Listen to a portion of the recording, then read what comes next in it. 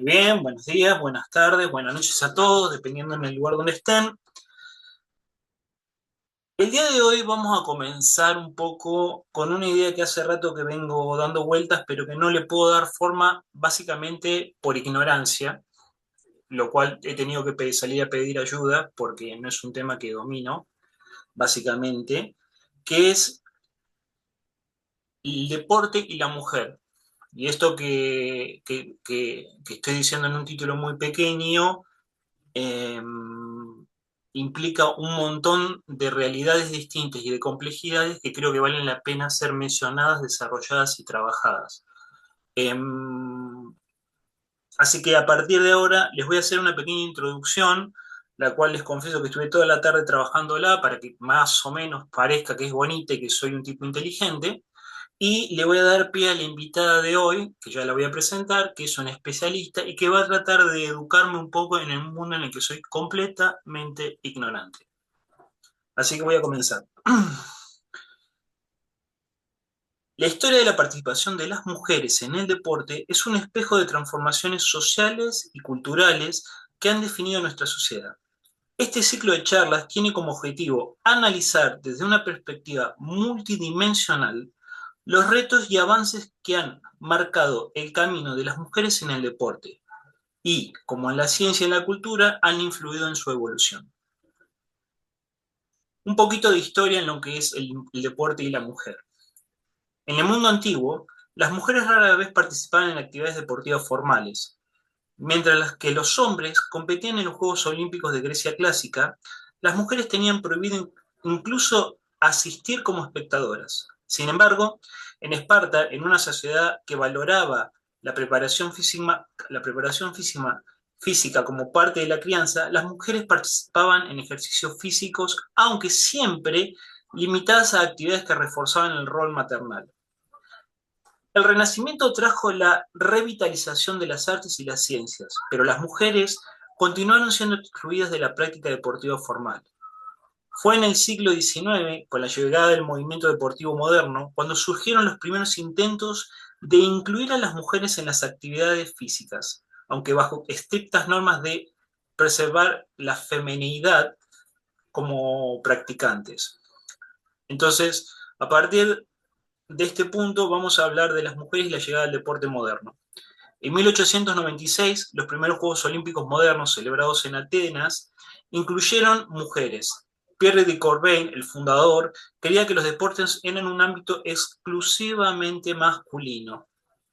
Por ende, las mujeres, por más que intentaron participar, en sus principios fueron excluidas. En 1900, las mujeres participaron por primera vez en los Juegos Olímpicos de París, aunque solo en 5 disciplinas: tenis, vela, croquet, equitación y golf. Este marcó un pequeño pero significativo avance. En las décadas siguientes, futuras pioneras como Dave Dickinson-Sarias en atletismo y golf y Susan Lenglen en tenis desafiaron las normas establecidas y mostraron que las mujeres podían competir al más alto nivel. En 1960, Wilma Rudolph se convirtió en la primera mujer estadounidense en ganar 3 medallas de oro en una sola edición de los Juegos Olímpicos, derribando los mitos sobre las capacidades físicas femeninas. Hitos recientes y desafíos actuales. En 1984, en los Juegos Olímpicos de Los Ángeles, incluyeron por primera vez el maratón femenino, consolidando el reconocimiento de las mujeres en las pruebas de resistencia. En el 2012, los Juegos Olímpicos de Londres destacaron como los primeros en que incluyeron a las mujeres en todas las disciplinas que se celebraron. A pesar de estos avances, persisten desafíos importantes, desde la lucha por la igualdad salarial en los deportes como el fútbol, hasta el reconocimiento de las necesidades fisiológicas únicas de las mujeres, como el impacto en el ciclo menstrual, el embarazo en el rendimiento deportivo, las barreras sociales, etcétera, etcétera, etcétera. Bien, con toda esta hermosa introducción que hice, que me llevó toda la tarde hacerla, tuve que resumir bastantes datos, ¿sí? me voy a dar el lujo de presentar a la doctora Julieta Alfonso, la Juli, conocida, que es la primera vez que nos vemos la cara. Siempre la he escuchado nombrar desde todos los puntos. Ahora ella estando ¿Dónde andas, Juli? Perdón, corregime. California, en Estados Unidos. ¿Estás en? California, Estás en en Estados Unidos. Iba a decir Atlanta. Me iba a echar un moco, ¿ves? Me iba a echar un mocazo. Estando en California y yo estando en Europa, me voy a dar el lujo grandísimo de presentar a la doctora Julieta Alfonso, ¿sí? La doctora Alfonso es médica pediatra, es especialista en medicina del deporte, es magíster en fisiología del deporte y tiene una trayectoria en su labor como corredora y como head coach y aparte está certificada en acondicionamiento físico de fuerza. Calculo que orientada a la mujer también. Y por lo que estuvimos hablando fuera de cámara, es una persona que ha experimentado muchas cosas. Así que, doctora, muchísimas gracias por recibirme, muchísimas gracias por prenderse un poquito en esta locura mía y muchísimas gracias por compartir hoy sus conocimientos con nosotros. ¿Cómo está? Muy bien, Ale, gracias, gracias por la invitación, gracias por tremenda introducción, la verdad, eh, que habla un poco de los matices de la mujer y el deporte. Y lo vivo desde el lado de profesional, como médica del deporte y también como deportista. Eh, así que bueno, es un tema que a mí realmente me gusta y realmente tuve que sentarme a estudiar en determinados momentos fisiológicos de mi vida para poder seguir entrenando. A ver, vos sos pediatra y tenés un magíster en fisiología del ejercicio. O en fisiología, a A ver, ver, dame yo un poco, empecé, te cuento un poco mi historia. dale, por favor. Yo estudié medicina, después de medicina hice pediatría. Toda la vida fui deportista, desde que tengo 3 años tengo fotos con raqueta de tenis en la mano. Después jugué mucho tiempo al vóley y terminando el penúltimo año de residencia en pediatría, en un partido de vóley jugando para la universidad, me corté el ligamento cruzado de la rodilla izquierda. Bien. En ese momento descubrí lo que es medicina del ejercicio, hice rehabilitación, nunca fui muy fan del gimnasio, ahora es mi entrenamiento, El pan el tuyo de cada día. fuerza. Y ahí empecé a investigar un poco el tema de medicina del ejercicio, empecé a correr, lo que hago actualmente, soy maratonista, y ahí dije, bueno, ¿por qué no asociar pediatría a medicina del deporte? Entonces me fui a Buenos Aires, estudié, hice la especialización en medicina del deporte en la Universidad de Buenos Aires, en la UBA. Y después empecé a trabajar con todo el rango, desde niños muy pequeños hasta adulto mayor, todo el rango, ¿sí? de la familia, digamos, desde el lado del deporte. Y después de eso, siempre me interesó fisiología del ejercicio, siempre me interesó el entrenamiento en sí. Eh, por distintos momentos de mi vida tuve que estudiar específicamente algunos procesos fisiológicos de la mujer, por ejemplo, cuando me quedé embarazada y tenía una maratón que hacer a los 9 meses de parir. Entonces tenía que seguir entrenando. Y bueno, y mis entrenadores estaban un poco, ¿qué hago? No sé, bueno, ok, voy a hacer cursos de entrenamiento y embarazo y con lo que sé vamos a armar un grupo juntos con mi entrenador de fuerza y mi entrenador de running específicamente. Así que siempre fui muy inquieta en esto, en lo que es el entrenamiento en general y específicamente el entrenamiento de la mujer, viviéndolo como mujer entrenando y también en distintos momentos particulares, no sé, la lactancia, eh, el posparto, el embarazo, los ciclos menstruales. Eh, entonces, bueno, es un poco desde la vivencia personal y un poco también apoyado con la ciencia, que bueno, que mi vivencia me ha llevado a estudiar siempre un poquito más.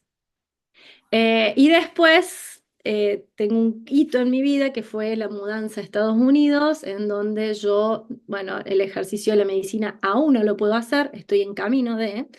Entonces busqué otra alternativa y me certifiqué como entrenadora de running, como health coach y como hice el CSCS de la National NSA, ¿cómo se llama? Ya te lo voy a buscar porque siempre me olvido. Eh, que es la certificación de la NSCA, ¿viste? Sí. Ay, no me sale. National Strength and Strength Conditioning Condition. Association. Ahí. Así que empecé a tener mis propios clientes, mis propios entrenados. Me encanta, me parece muy divertido, pero bueno, ahora estoy buscando volver a ejercer la medicina acá. Así que es como que tengo un combo de formación, ¿no?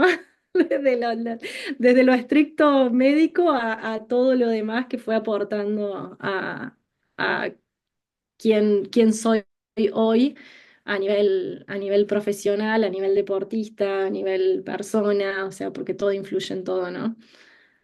Te tengo una noticia, no va a terminar nunca eso. Te aviso. Es un camino de ida. Te lo aviso desde ahora. Yo creo que vos sos más chica que yo. Te lo aviso desde ahora. Es un camino de ida. Así que no sé, ¿eh? No sé, mira no sé si se pueden decir edades o no, si está Puede decir permitido. tranquilamente. Yo tengo 43, no tengo problema en decirlo. Bueno, tienes 3 años más nomás. Bueno, por eso te digo. No es tanto. A ver, voy a empezar con una pregunta muy básica, pero de tan básica que es, a veces la damos por sentada y no nos damos cuenta de algunas cuestiones. ¿Qué implica en el deporte la diferencia entre un hombre y una mujer? Y te voy a hacer una pequeña introducción para darte contexto. Mis orígenes son en la gimnasia artística. Yo hice muchos años gimnasia artística, ¿sí? Em, por lo cual yo desarrollé siempre, tengo un gusto por el gesto estético, ¿sí? Por así decirlo, y por la familia de movimiento o el análisis del movimiento, porque la gimnasia me llevó a eso, básicamente. Después, por accidente, me encontré con un entrenador de natación que es el Bochi Sosa y terminé siendo ayudante del equipo de natación por más de 15 años, ¿sí? O sea, te estoy nombrando dos deportes donde el volumen de mujeres es significativo, ¿sí? O sea, Sí. tanto hombres como mujeres. En la gimnasia mucho más mujeres que varones, pero que en la actualidad eso ha cambiado. Pero en la natación era una cuestión equitativa. Y yo nunca, jamás vi que una mujer en actitud y en rendimiento sea vencida por un varón. Nunca lo vi en mi vida.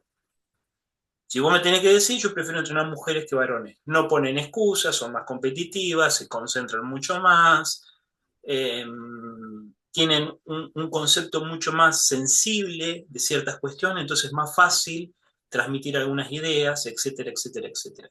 No estoy diciendo nada de los varones y le estoy chupando la media a las mujeres. Lo que estoy diciendo es una cuestión de la práctica real que ha ocurrido. Entonces, nunca me puse a pensar en una diferencia significativa entre hombres y las mujeres. Inclusive, si me va a escuchar Brenda, que es como una hija postiza que tengo, si yo en algún momento llego a decir, Brenda, vos sos el sexo débil, todavía me está golpeando. Me la tienen que sacar encima porque me está golpeando. ¿Sí? Me está deformando la cara trompada, Brenda. Entonces, la pregunta, hecha esta introducción y hecha esta subjetividad desde mi parte, ¿cuál es la diferencia en el deporte entre los hombres y las mujeres, básicamente? Bien, responder básicamente es muy difícil porque las diferencias son muy complejas. Lo sé. Tan complejas que varían de persona a persona, de mujer a mujer. Bien. A ver, esta pregunta que uno dice tan básico, es una pregunta que no nos hemos hecho desde la ciencia durante muchísimos años. O sea, durante muchísimos años, la mayoría de las investigaciones científicas eran en varones y se transferían a la mujer. Y se suponía que varón y mujer respondían exactamente igual a las cargas de entrenamiento, al descanso, al o sea, se suponía de que éramos iguales y por eso se podía decir de que, ok, investigué en varones, lo puedo aplicar en mujeres así como así. Y en realidad no es así. Las mujeres y los varones tenemos diferencias anatómicas, estructurales, biomecánicas, fisiológicas. O sea, no somos iguales. Y la mayor diferencia, o sea, lo que más marca esta distinción entre sexo masculino y sexo femenino, es el ciclo hormonal. En realidad que en nosotras es un ciclo y que en ustedes no es un ciclo. Nosotros cada 28 o 30 días tenemos un ciclo distinto, en donde hay hormonas que van de manera distinta, y ustedes tienen un pico de testosterona que sucede, depende del varón, 14, 16 años, que nosotros no tenemos, pero después ustedes se mantienen más o menos igual durante el resto de tu vida, hasta de la vida, hasta que viene la andropausia, baja un poquito, cambian algunas cosas.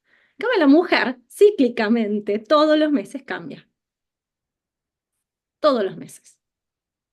Entonces, no es lo mismo entrenar a una mujer que tiene esta variación cíclica, que tiene diferencias estructurales, que tiene diferencias biomecánicas, energéticas, que entrenar a un varón. Sobre todo cuando vamos en algunos momentos fisiológicos particulares de la mujer, todo lo que es la menstruación, lo que es el embarazo, lo que es la lactancia, lo que es el climaterio y menopausia, sobre todo esas consideraciones las tenemos que saber a la hora de entrenar a una mujer. Porque si vos estás acostumbrado a entrenar a mujeres, te va a pasar. Estoy embarazada. Ok, ¿y ahora qué hago?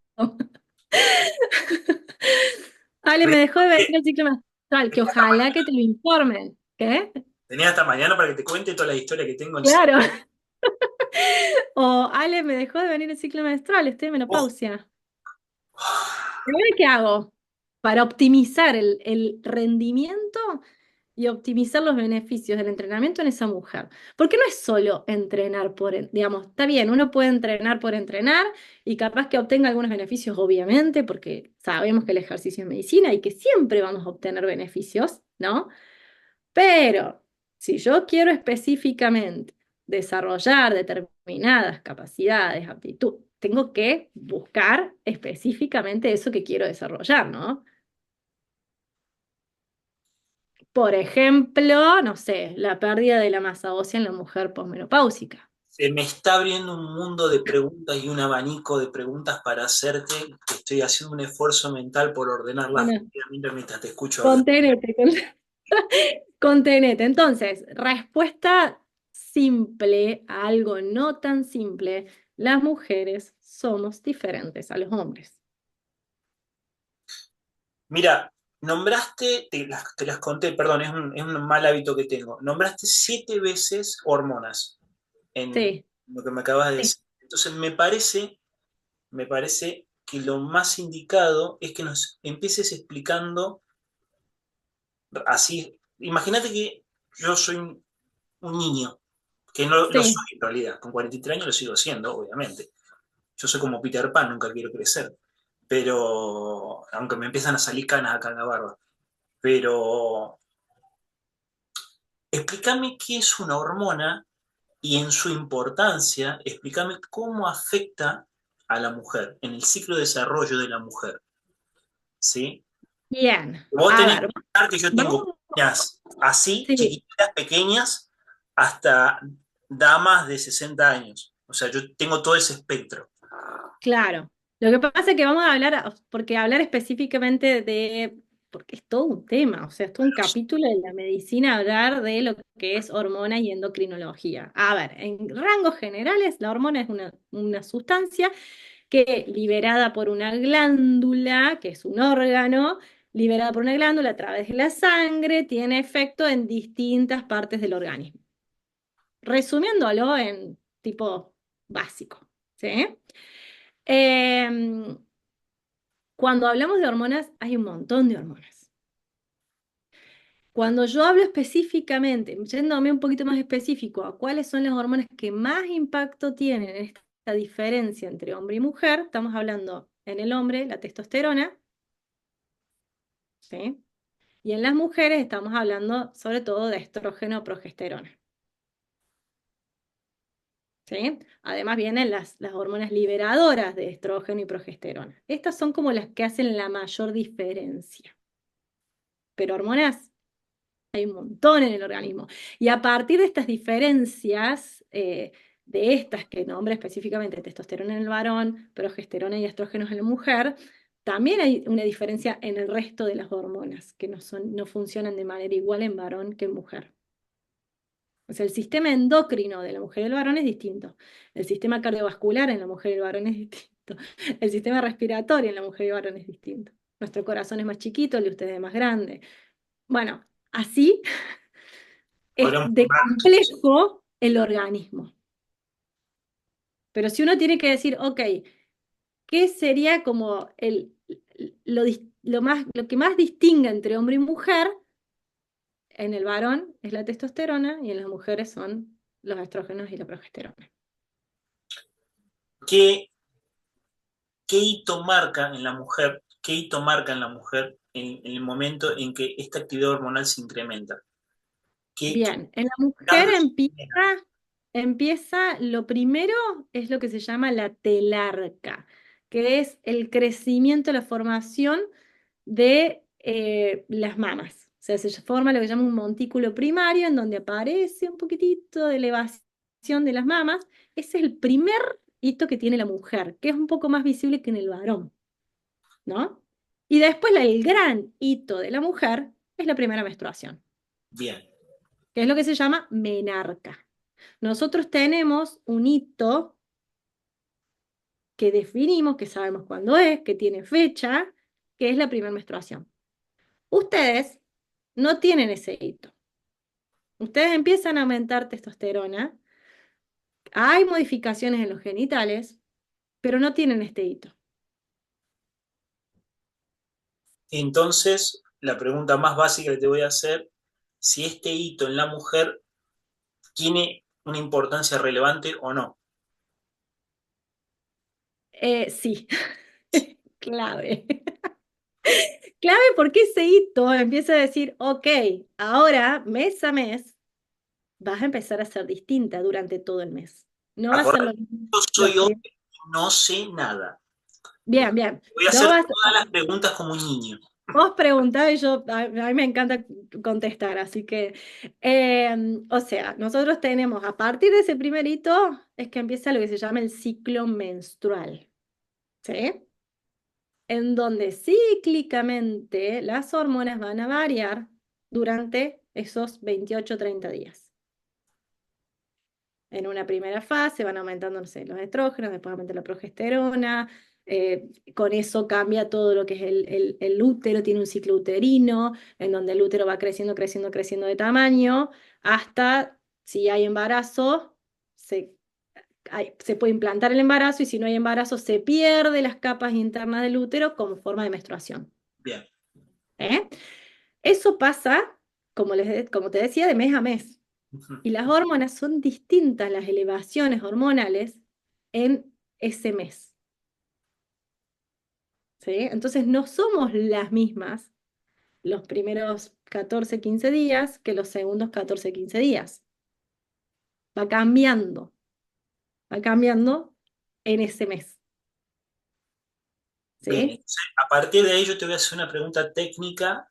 Sí, Pregunta técnica. pregunte que no es tan fácil.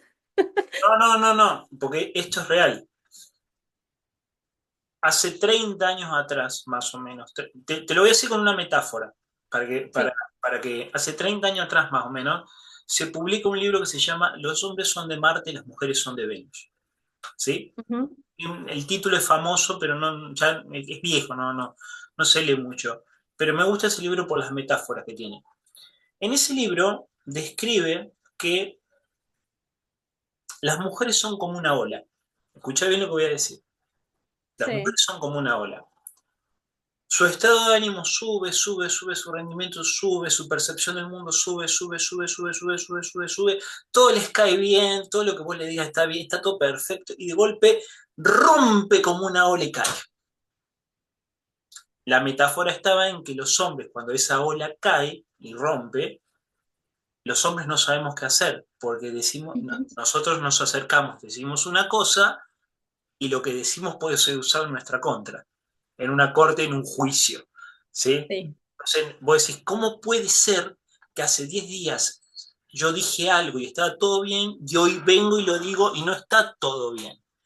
Entonces, en su gran sabiduría, el autor dice, cuando la ola empieza a romper, y el hombre debe estar atento cuando la ola comienza a romper, simplemente necesita entender, comprender que la ola está por romper y lo único que hay que hacer es acompañar. Porque si uno quiere frenar la caída de la ola, lo único que hace es retrasar ese proceso natural. Entonces hay que dejar que la ola rompa para que pueda volver a crecer. Entonces hay que saber entender cuándo la mujer está en un crecimiento de la ola y cuándo la mujer está rompiendo esa ola. Ese, entonces ese mensaje a mí me quedó clarísimo y lo apliqué toda mi vida para poder trabajar con las mujeres y toda la vida me dio resultado. Hasta ahí nomás, con él. A veces le erro, a veces se me sí. escapa la tortuga, Sí, pero aparte, bueno. aparte, bueno, primero es entender eso, o sea, sí, somos cíclicas, o sea, no siempre vamos a estar iguales, somos cíclicas, ¿sí? Ese ciclo impacta de manera distinta en cada mujer. Bien. Es más, hay un montón de estudios ahora, porque ahora sí han decidido que es bueno investigar en la mujer y no transferir lo del hombre hacia la mujer, porque se dieron cuenta de que no somos iguales. Hay muchos estudios que ven qué pasa con el rendimiento deportivo en la primera parte del ciclo, en la fase ovulatoria, que es en la mitad, en la segunda parte del ciclo, si conviene entrenar más la fuerza, la resistencia, los bloqueos articulares, esto, el otro, cuál es el impacto nutricional, psicológico, cuál es el impacto de competir durante la menstruación. Todo eso ahora se está investigando. El tema es, uno puede sacar conclusiones, pero lamentablemente no podemos generalizar, porque Eso, a cada mujer le impacta de manera distinta. ¿y qué es lo que hace que haya diferencias inclusive entre las propias mujeres? Y depende de lo social, depende de lo emocional, depende de cómo sea esa persona, de sus motivaciones, depende de... No es que sea porque una tiene, no sé, mayor concentración de tal hormona que de esta, no. Somos, y eso es para todo, para hombres y mujeres. Siempre estamos en un contexto. No Mira, somos solo el cuerpo, ¿no? Entonces, no me quiero adelantar al tema, pero yo te voy tirando como anzuelos, ¿sí? eh, En la primera edición del Wilmore y Costil, Fisiología del Ejercicio Físico, libro que estudia todos los estudiantes de educación física, todos, todos, o deberían. nosotros también, los deportólogos también.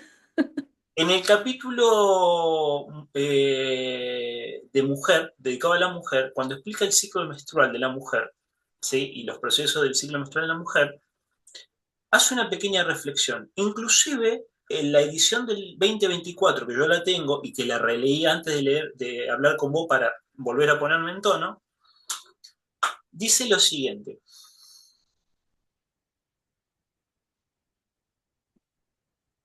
El hito fisiológico de la menstruación,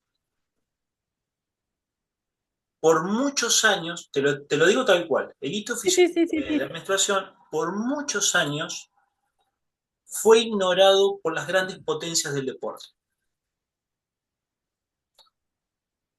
Alemania, en los años 60 y en los años 70, intentó no me sale la palabra en español, Polinizar. masculinizar a la mujer a través del uso de la testosterona exógena. Sí, ¿Sí? Está documentado esto que estoy diciendo. sí, sí, sí, sí. Me busqué los estudios para no hablar pavadas. Y en realidad, el fenómeno de la menstruación en la mujer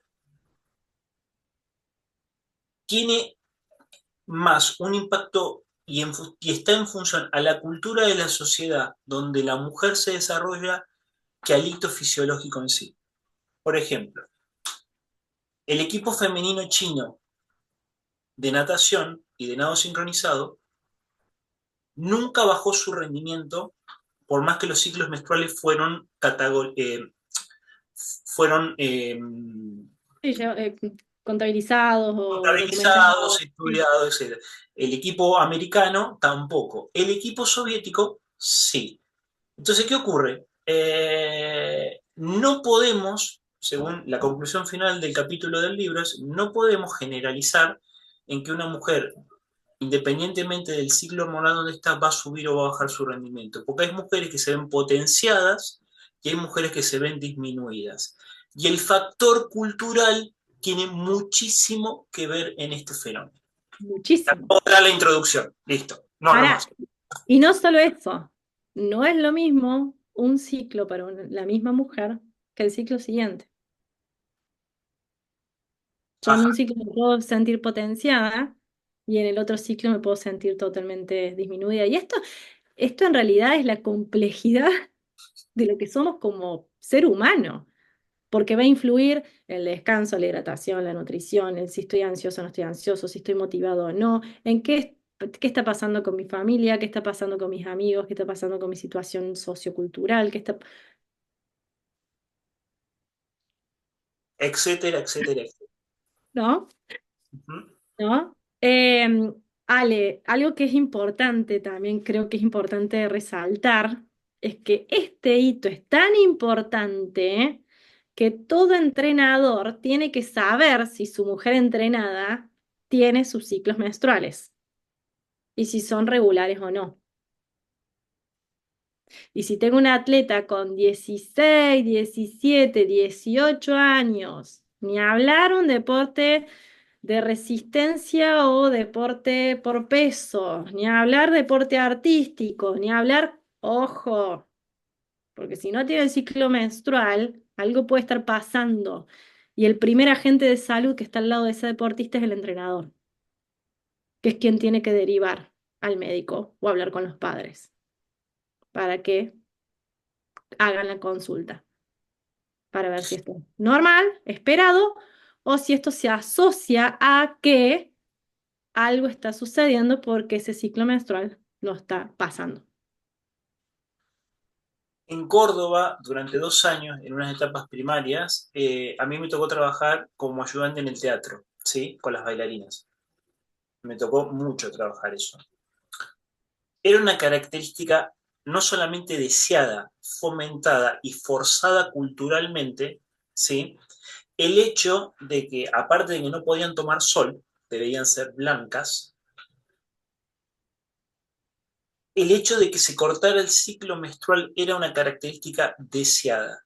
El no desarrollo de las mamas, y ciertas características que eran tomadas como estéticas y fundamentales para armar el estereotipo de la bailarina perfecta. Es tan fuerte, todavía existe esto todavía, ¿no?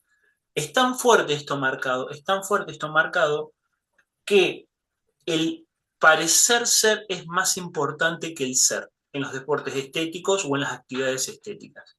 Entonces, partiendo de ese punto, a mí me gustaría saber cuáles son los riesgos que estamos corriendo y qué tan irresponsables somos los entrenadores, sobre todo los entrenadores varones. Y esto que estoy diciendo, para que me exprese mal, porque esto era más fomentado por las mujeres que los varones ahí adentro.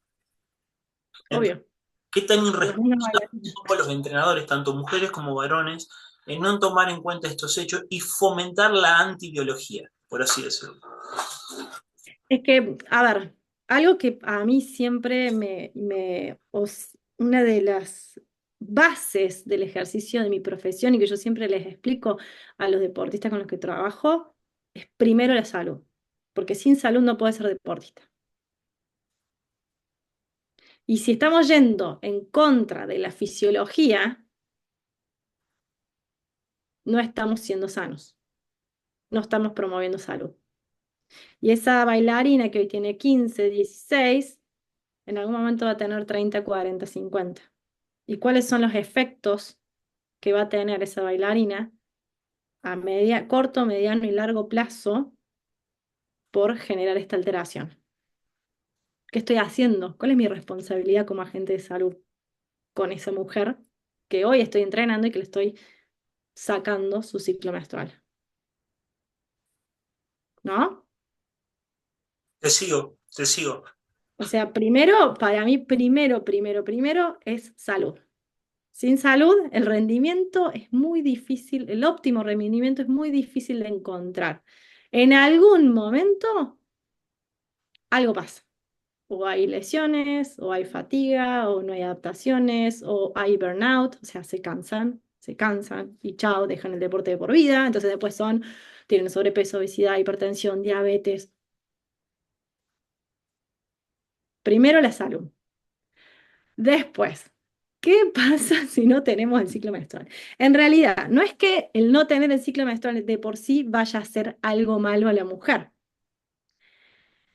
pero el no tener el ciclo menstrual nos está diciendo que hay algo en el organismo que no está funcionando bien. Y el ser vivo, el ser humano, el organismo, es tan inteligente que para sobrevivir tiene que decir, ok, dejo de hacer ciertas cosas que me gastan más energía. ¿Para qué quiero, por ejemplo? A ver, volvamos así explico bien esto del gasto de energía. ¿Qué es lo que nos lleva a tener pérdida del ciclo menstrual? Que es lo que antes se llamaba la triada, después lleva la triada de la mujer deportista, que ya no se usa más ese término porque es mucho más complejo y es mucho más abarcativo. ¿Qué pasa? Generalmente para obtener estos cuerpos flaquitos, sin desarrollo mamarios, chiquititas, sí, generalmente para tener esta condición de peso ideal para ese deporte, ¿qué hacemos? Aumenta mucho el entrenamiento, el gasto energético, porque estas mujeres suelen tener muchísimas cargas de entrenamiento, y baja lo que es el ingreso energético. Entonces entramos en un desbalance energético. El organismo, para sobrevivir, ¿qué va a hacer? Va a afectar funciones fisiológicas que no necesito en ese momento porque me van a llevar a muchísimo gasto energético. Esa mujer en déficit energético no necesita estar embarazada. No necesita un embarazo, porque un embarazo implica muchísimo gasto energético. Se empieza o no necesita distintas funcionalidades de algunas hormonas en particular, porque no es solo que se afecta el ciclo menstrual, se afecta la función de la hipófisis, del hipotálamo, de la glándula tiroidea, de la suprarrenal, o sea, se afecta la síntesis, hay una alteración endocrinológica, se afecta la liberación de múltiples hormonas.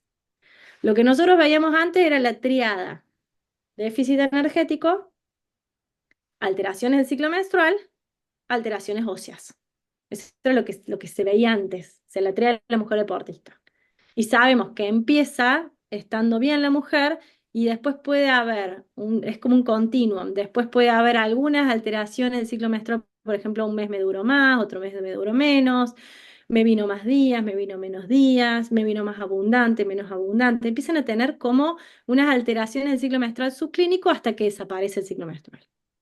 Y a nivel óseo lo mismo, empiezan a tener menor cantidad y concentración de masa ósea, empiezan a tener osteopenia, y después aparecen las fracturas por estrés, aparecen las alteraciones óseas, ¿no? Pero no es solo esto, no son solo estas tres cositas en las que nos quedamos.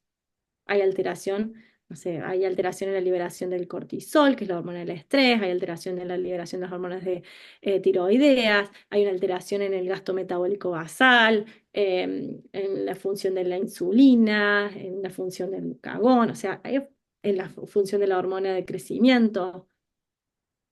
Y con todo esto vienen efectos, por ejemplo, en el rendimiento deportivo, en la entrenabilidad, en la predisposición a lesiones, en la fatiga y en el burnout. No Voy es, a, no es el ciclo menstrual, ¿no? Se entiende eso, ¿no? voy a describir una situación genérica, pero que creo que muchas mujeres que nos escuchen hoy se van a sentir identificadas. Con lo cual yo trabajo mucho en eso. Sí, Madres solteras o separadas. sí, Uno sí, o dos chicos.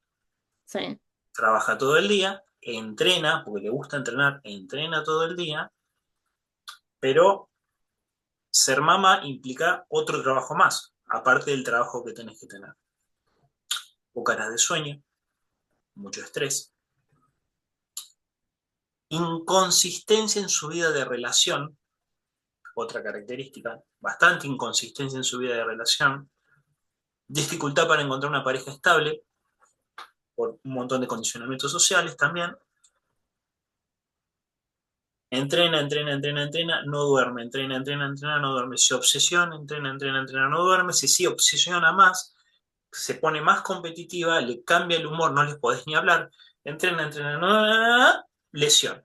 Primer lesión básica, fractura por estrés. O primer lesión básica, síndrome de burnout, lesión psicológica, síndrome de burnout.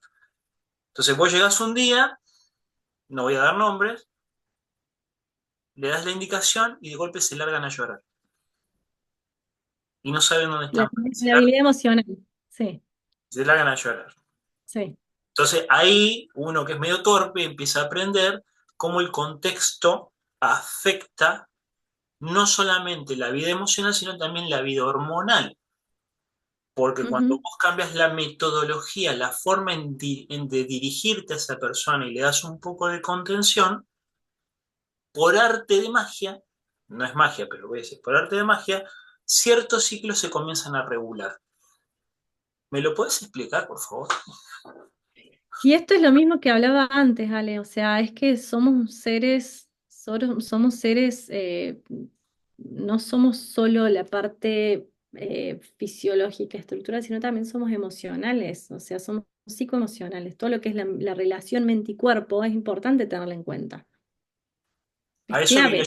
Tiene Por eso, un impacto tan importante en las adaptaciones al entrenamiento, en el rendimiento deportivo, en la predisposición a lesiones.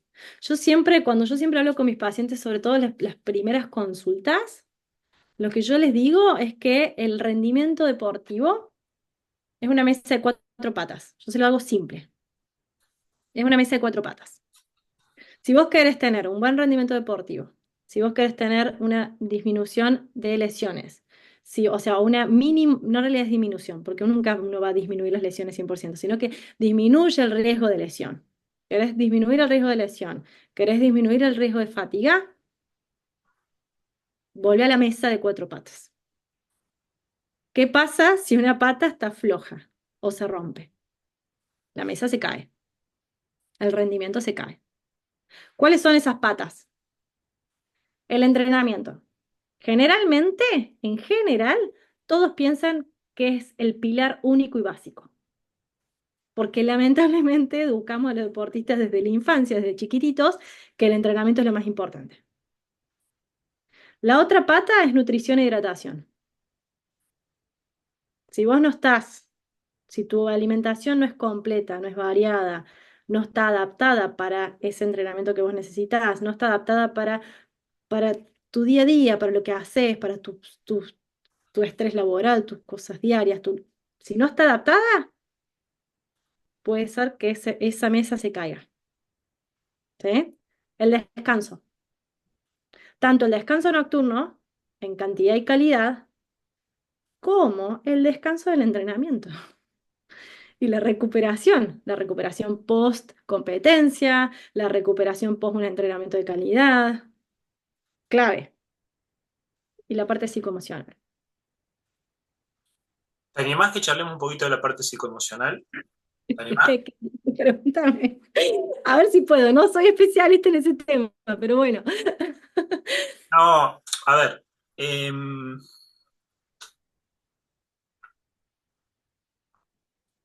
Estoy pensando cómo hacer simple lo que te voy a preguntar. A A ver, ver, voy, voy para atrás. Todos nosotros tenemos muchos condicionamientos sociales, ¿sí? Por sí. ejemplo, yo soy hijo único de una madre viuda. Entonces, mi mamá fue mi mamá y papá, básicamente. Sí, no, Ujú. no, no, no. Después cuando vas creciendo vas encontrando diferencias, pero básicamente fue mamá y papá.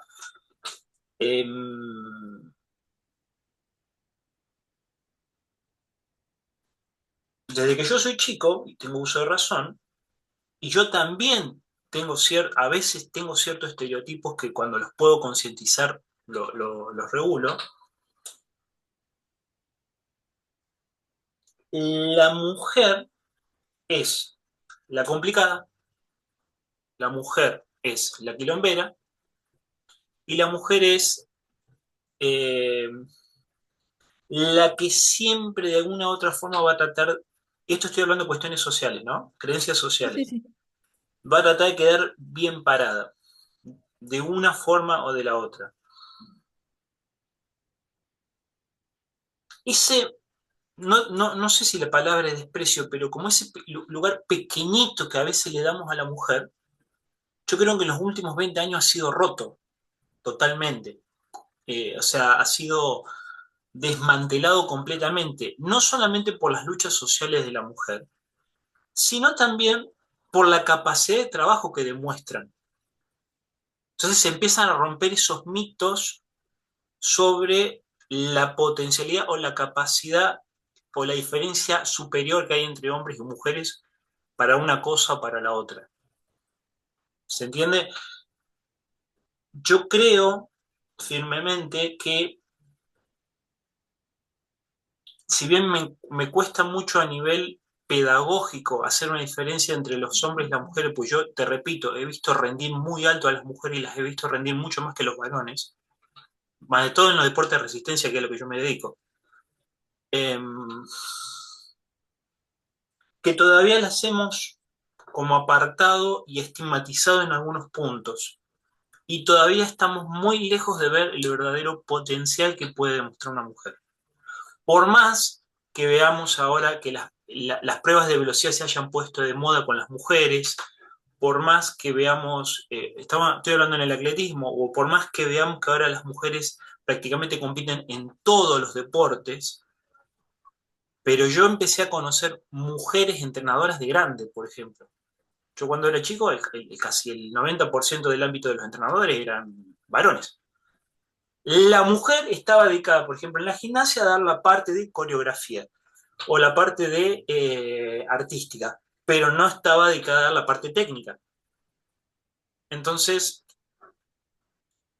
la pregunta que te voy a hacer es, si nosotros, modificando el contexto social en donde se desarrollan hombres y mujeres dentro del deporte, vamos a afectar, vamos a cambiar, vamos a mejorar o vamos a empeorar, dependiendo cómo lo manejemos, esta performance femenina y esta forma de entender y trabajar con la mujer.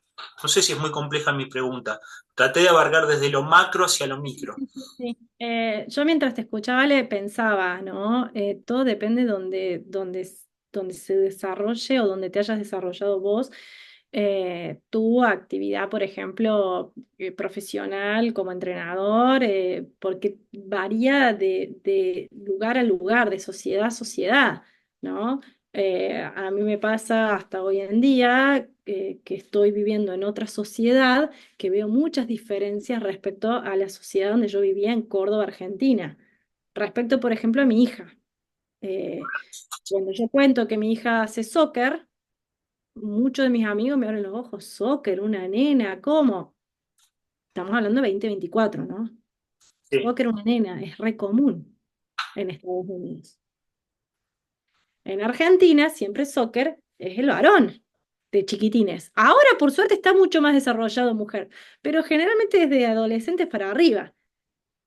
Las sí, escuelas de fútbol infantil, infantil, infantil, o la iniciación deportiva infantil relacionada al fútbol, tiene mucho más a los varones que a las mujeres en Córdoba, Argentina, ¿no? Porque no va a ser lo mismo en Buenos Aires, Argentina, en Tucumán, Argentina, ¿no? Todo depende de donde uno se desarrolle o donde uno esté, en la sociedad en la que uno esté. Y ni hablar si nos vamos a un extremo, como son los países en donde las mujeres no pueden salir sin una túnica larga a la calle o tapándose el pelo, ¿no? Entonces todo va a depender de dónde estemos socialmente. Yo creo que eso es la parte social, es clave en las posibilidades de la mujer. Y yo soy, si vos me preguntás, Juli, ¿vos te identificás como feminista? A ver, yo no me identifico feminista. Yo siento que voy haciendo mi camino como mujer plantándome muchas veces. A ver cómo sería eso. Eh, y porque, qué sé yo, en el ámbito de la medicina, en el ámbito de la medicina del deporte, ¿cuántas deportólogas conoces en Argentina? No conozco muchas, no. Y mirá que conozco gente, pero En no. Argentina. Y uno se va haciendo el camino.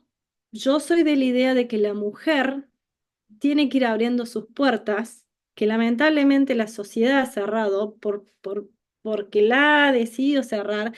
Por suerte ahora los movimientos están ayudando a que la mujer encuentre más sus espacios, sus lugares, ¿sí? Yo creo que una se va armando, se va haciendo, gracias también a muchas otras mujeres que se fueron haciendo y fueron diciendo, esto no está bien, ¿por qué el hombre sí, por qué la mujer no? Y yo no hablo de igualdad, porque, insisto, no somos iguales y nunca vamos a ser iguales. Desde cromosómicamente somos distintos, nunca vamos a ser iguales. Pero ¿por qué una jugadora de soccer tiene que ganar 3 veces menos que el jugador de soccer masculino? ¿Por qué? Si los dos son jugadores de soccer. ¿No? Y esa es la gran lucha de las jugadoras mujeres. ¿Por qué? ¿Por qué los rangos altos en las empresas lo ocupan la mayor parte de los hombres que las mujeres? Voy a hacer una pregunta estúpida, perdón, Sí, por ignorancia. ¿Es ese así? punto. ¿En las empresas es así? Vos que por ahí tenés con... En las empresas, en muchas de las empresas es así. Si vos ves todo lo que son los informes de empresas relacionados a la diferencia entre hombre y mujer, sí. Hoy los puestos más altos los siguen ocupando los hombres. Mientras ¿Cuántas te... presidentas se conocen en el mundo? eh, ¿Cuántas? no, ¿Cuántas? sí, sí, es verdad. ¿No? Si bien va cambiando, Eh, pero es verdad, es real. Va de apoyo y se ha cambiado muchísimo en los últimos años, ¿eh? Y hasta, por ejemplo, no sé, los sponsoreos de las marcas a las mujeres deportistas que quedaron embarazadas. ¿Cuánta guerra hubo en eso? ¿Cuántas mujeres deportistas embarazadas perdieron sus sponsors por solo el hecho de quedarse embarazadas? Que es algo fisiológico en la mujer. Vos sabés que antes de hablar con vos, busqué historias de mujeres que hayan tenido ese problema con el embarazo y los sponsors. Te sorprendería saber la cantidad de cosas que salieron cuando me puse a investigar. Por No me suerte dice hoy en día va tiempo, cambiando. Por resulta suerte hoy en complejo el tema de lo que yo pensé, mucho más Es complejo. muy complejo. Es muy complejo porque atraviesa a la mujer en todo el abanico de posibilidades de desarrollo de la mujer. Y depende de dónde esté socialmente ubicada, el espacio que puede abrirse. Vos sabés que te estoy escuchando hablar y estoy buscando en mi banco de memoria alguna referente entrenadora. Yo me dedico a estudiar mucho a los entrenadores, yo los estudio mucho. Sí. Inclusive los entrevisto. He tenido la suerte de poder entrevistar entrenadores de alto perfil, que son más humildes que los entrenadores de bajo perfil, te lo puedo asegurar. Eh, Seguro. y no tengo referentes, sí tengo deportistas mujeres que he entrevistado, pero no tengo referentes mujeres como entrenador. No, la verdad que estoy buscando en mi banco de memoria y no puedo encontrar una referente que yo tenga. Eh, y no porque no haya querido, sino porque no la tengo. No, la verdad que no lo tengo. Capaz que de acá a 10 años te voy a decir sí, tengo una referente, pero en este momento estoy buscando en mi banco de memoria y no lo tengo ese referente. Y tenés razón, no lo había Por pensado. suerte, sí, yo creo que depende también de dónde te desarrolles, de verdad, depende de muchas cosas. Pero sí, o sea, creo que la mujer va haciendo su espacio y por suerte la sociedad va cambiando.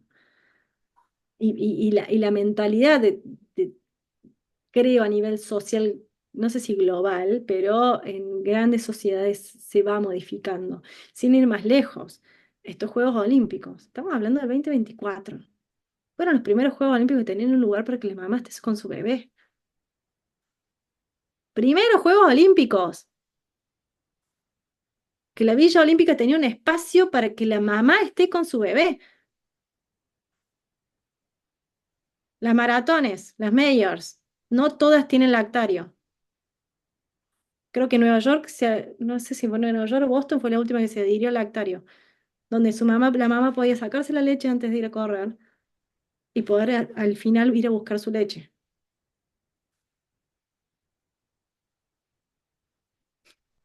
¿no? Tenemos diferencias, tenemos diferencias. No somos iguales y nunca vamos a hacerlos. El varón nunca va a tener ciclos menstruales y la mujer nunca va a tener la testosterona del varón. Vamos a tener diferencias, siempre.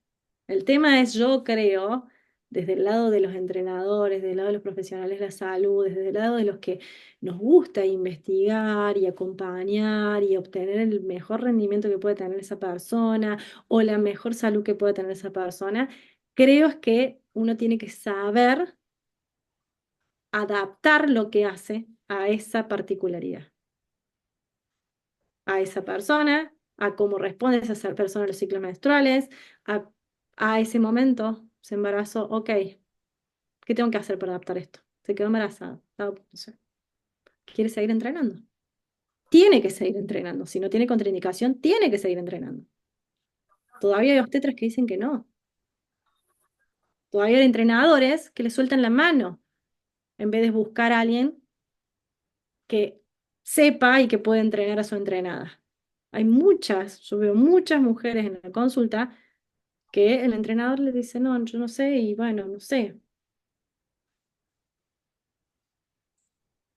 Vamos a hacer una cosa, porque hemos hablado mucho y particularmente a mí me abriste un montón de abanicos, ¿sí? Que espero poder preguntarte en futuras charlas. Pero yo generalmente suelo decir, vamos a cerrar, no, a vos te lo voy a hacer al revés. Quiero que me dejes un concepto disparador para los entrenadores y, y en un mundo, vamos a suponer que nosotros tuviéramos una escuela de entrenadores, ¿qué es lo que no podríamos dejar de enseñarle a estos futuros entrenadores que van a trabajar con mujeres? Si me lo pudieras, como me pudieras dar un concepto. Yo creo que el concepto clave sería que no, la mujer y el varón no son iguales, que hay diferencias, diferencias, como te decía, fisiológicas, biomecánicas, estructurales. Que si quiero obtener el máximo potencial de esa mujer, tengo que adaptar lo que hago hacia esa mujer en particular, ¿sí? Y que sean inquietos, que pregunten, que busquen el feedback, que investiguen, que sepan qué le está sucediendo a esa entrenada, por qué está pasando esa entrenada, ¿no? Que tengan siempre, para mí es clave en el entrenador el diálogo con el entrenado. No es, te mando esto, bajada de línea y punto, hacelo. ¿Qué pasó? ¿Cómo te sentiste? ¿Cómo te fue? ¿En qué parte del ciclo estabas? ¿Cómo están tus ciclos menstruales? No tienen que tener miedo a preguntar por el ciclo menstrual.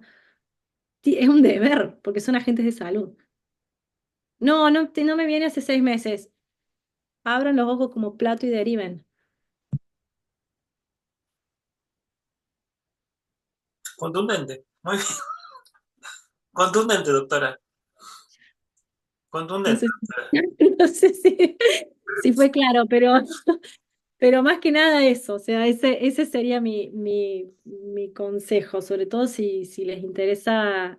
Y también, como vos lo dijiste, somos complejas. ¿Por qué somos complejas? Porque no somos lo mismo, va cambiando cíclicamente, o sea, no vamos a ser iguales, no vamos a ser iguales. Día a día, mes a mes, va cambiando, ¿no?